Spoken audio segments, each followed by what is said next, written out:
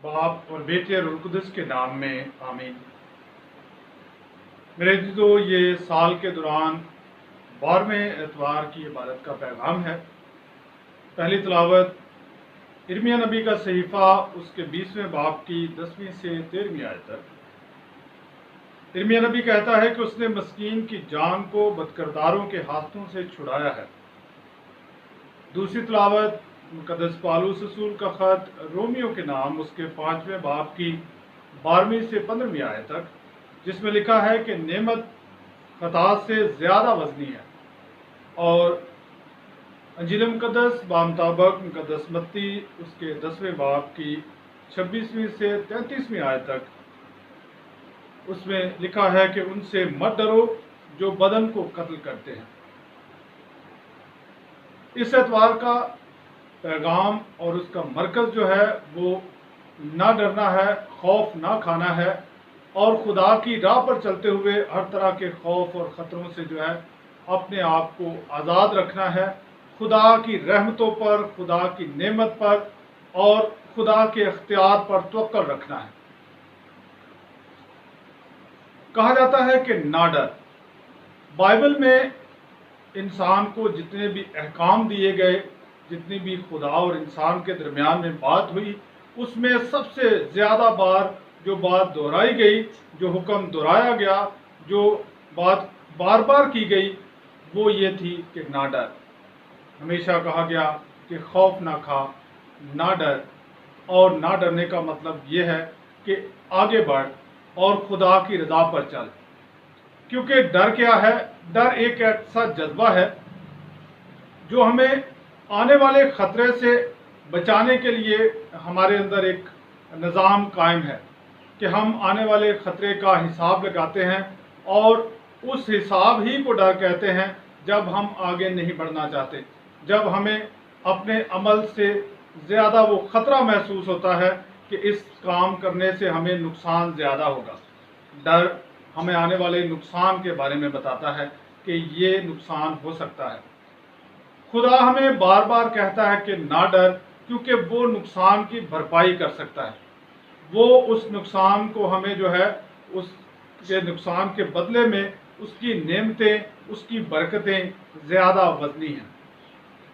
जब भी इंसान खुदा की राह पर चलना चाहता है तो उसके रास्ते में बहुत सारी रुकावटें और मुश्किलात आने वाली होती हैं, और इन्हीं मुश्किलात से ही खुदा चाहता है कि तू ना डर, लोगों से ना डर, जो तुझे रोकते हैं उनसे ना डर। इर्मिया की भी मिसाल हम देखते हैं कि इर्मिया खुदा की राह पर चलता है और लोग उसे नुकसान देना चाहते हैं। जो झूठे अंबिया हैं, उस वक्त के जो आलम हैं, उस वक्त के जो बाख्तियार लोग हैं, वो इर्मिया को खामोश करना चाहते हैं। और वो नहीं डरता, वो जानता है कि खुदा बचाने वाला और छुड़ाने वाला है, और वो ज़िंदगी में आगे बढ़ता रहता है क्योंकि खुदा ने उसे एक मिशन दिया है।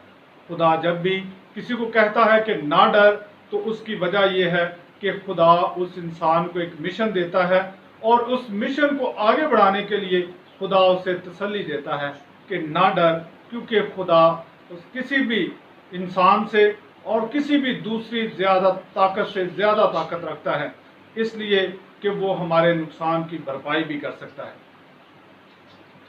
डर जो है वो इंसानी एक ऐसा जज्बा है जो हमें इस बात के लिए रोकता है, मगर खुदा हमें आगे बढ़ने की दावत देता है। आज की अंजील मुक़द्दस में खुदावंद यीशु मसीह ने कहा कि उनसे मत डरो जो बदन को हलाक कर सकते हैं, कत्ल कर सकते हैं। खुदावंद यीशु मसीह अपने शागिर्दों को एक मिशन देकर चल रहे हैं। जब मुक़द्दस मत्ती के इंजील उसके 10वें बाब का आगाज़ ही होता है तो वहाँ 12 शागिर्द चुने जाते हैं, और इन 12 शागिर्दों को तैयार किया जा रहा है खुदा के मिशन को आगे ले जाने के लिए। इसीलिए खुदावंद यीशु मसीह ने कहा कि जो बातें अंधेरे में तुम सुनते हो उसे उजाले में कहो, जो कान में तुम सुनते हो उसे कोठों पर चढ़कर उसकी मनादी करो। किसी से ना डरो, यहाँ तक कि मौत से भी ना डरो। इससे ज़्यादा वो नहीं कर सकते। किसी का इंसान नुकसान ज़्यादा से ज़्यादा ये कर सकता है कि उसे मार सकता है, उसकी जान ले सकता है, मगर खुदा के पास ये इख्तियार है कि इस ज़िंदगी के बाद जिस्म और रूह को वो जहन्नम में डाल सकता है। وہ زیادہ خوف ہے، زیادہ ڈر کی بات ہے۔ اگر ہم تخمینے لگا کر چلتے ہیں تو یہ بھی ایک بہتر تخمینہ ہے کہ ہم یہ جانیں کہ انسان یا اس دنیا میں خدا کی راہ پر چلنے والی طاقتیں وہ زیادہ سے زیادہ انسان کا نقصان کر سکتی ہیں کہ انہیں قتل کر سکتے ہیں، مگر ان کا ہماری روح پر کوئی اختیار نہیں۔ خدا کا ہماری روح پر بھی اختیار ہے، اس لیے ہمیں خدا سے زیادہ ڈرنا چاہیے۔ خداوند یسوع مسیح اپنے شاگردوں کو تیار کرتے ہیں کہ تم منادی کرو اور منادی کرتے وقت بے خوف رہو۔ آگے چل کر خداوند یسوع مسیح نے ایک چھوٹی سی تمثیل بھی کہی کہ پیسے کی 2 چڑیاں بکتی ہیں اور ان میں سے ایک بھی تمہارے باپ کی مرضی کے بغیر زمین پر نہیں گرتی، تمہارے سر کے بال بھی گنے ہوئے ہیں، پس مت ڈرو، تم بہت چڑیوں سے زیادہ قدر رکھتے ہو۔ خدا کے حضور ہماری قدر بہت زیادہ ہے، اس لیے ڈر اور خوف کے بغیر ہمیں خدا کی راہ پر چلنا ہے۔ اور خداوند یسوع مسیح اس کا ایک خوبصورت صلہ ہمیں دیتے ہیں۔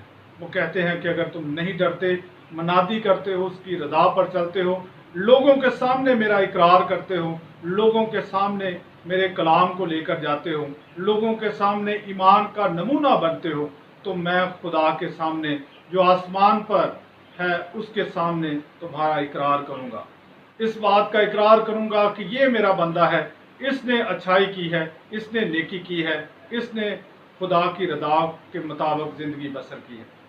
اور جو آدمیوں کے سامنے انکار کرتا ہے، اپنی جان کو بچانے کے لیے، انسانیت اور انسانوں سے اپنے آپ کو بچانے کے لیے انکار کرتا ہے، خداوند یسوع مسیح نے کہا کہ اس کا بڑا نقصان یہ ہے کہ میں بھی اس کا انکار کروں گا۔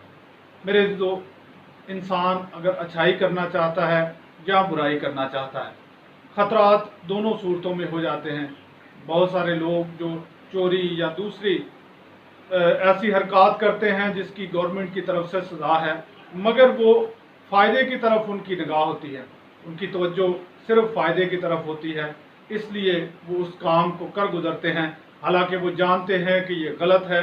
انسان کی طرف سے بھی اس کی سزا ہے اور خدا کی طرف سے بھی، مگر کیوں؟ کیونکہ وہ تھوڑے سے فائدے کی طرف آنکھ رکھتے ہیں، نگاہ رکھتے ہیں، توجہ رکھتے ہیں، اس لیے وہ اس برائی کو کر گزرتے ہیں۔ مگر جب ہم خدا کی راہ پر چلتے ہیں تو ہمیں وہ بڑا فائدہ، وہ بڑا جو صلہ ہے وہ نظر شاید نہیں آتا، اس لیے انسان خوفزدہ ہوتا ہے۔ مگر خداوند یسوع مسیح نے ہمارے لیے اپنی زندگی سے وہ نمونہ دیا کہ اسے قتل کیا گیا، اسے مصلوب کیا گیا، اسے ذلت دی گئی، اسے تکلیف دی گئی، اور اس کے باوجود بھی اس نے خدا کی مرضی کو پورا کیا۔ تو جب خدا کی مرضی کو پورا کیا تو خدا نے اسے جلال بخشا۔ خداوند یسوع مسیح ہمیں اپنے اسی جلال میں شامل کرتے ہیں جب ہم تمام خوف اور خطرات کو چھوڑ کر اس کی رضا پر چلتے ہیں۔ آج ہم دنیا میں دیکھتے ہیں کہ خدا کی راہ پر چلنا نسبتاً آسان ہے، اس قدر مشکل نہیں ہے، مگر اب ہمارے لیے جو ہے وہ بہت ساری چیزیں ہیں جو ہماری توجہ بھٹکانے کے لیے ہیں، بہت ساری چیزیں ہیں جو ہمیں خدا کی راہ سے بھٹکانے کے لیے ہیں۔ پھر سے ہمیں خدا کے کلام سے یہ تقویت ملتی ہے کہ نہ ڈریں۔ اگر ہمیں دنیاوی فائدہ، دنیاوی جو چیزوں کی سہولت ہے وہ چھوڑ کر بھی خدا کی راہ پر چلنے کا موقع ملتا ہے تو ضرور چلیں، کیونکہ اس کے وسیلہ سے ہم نجات پاتے ہیں، اس کے وسیلہ سے ہم ابدی خوشی پاتے ہیں۔ خداوند ہمیں اپنے کلام پر چلنے کی توفیق عطا کرے، آمین۔